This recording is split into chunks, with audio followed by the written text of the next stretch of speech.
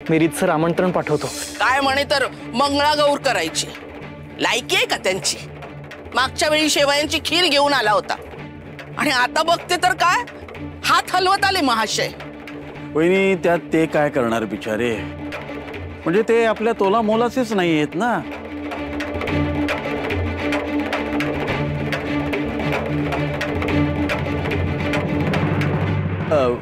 कसं आहे की आपणच सखूला मागणी घालून इथे सून म्हणून घेऊन आलो ना, बरोबर ना दिगू?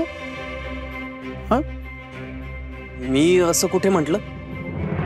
मी सांगते भाऊजी, बाबाजींचा आदेश आपल्या घराला प्रमाण आहे म्हणूनच सखूला मागणी घातली होती.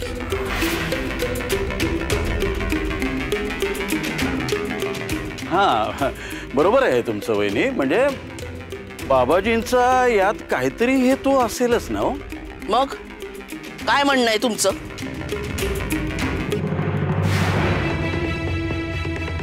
दिगू तुला काही म्हणायचंय का?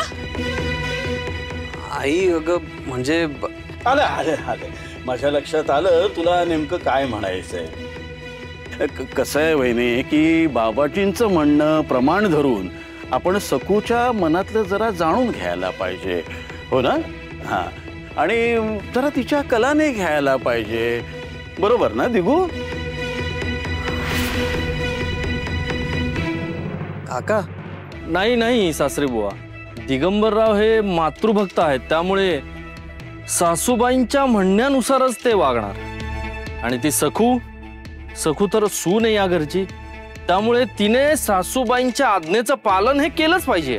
हो दिगू यापेक्षा वेगळा विचार करतोयस का तू? नाही नाही आई, स्वप्नात सुद्धा नाही.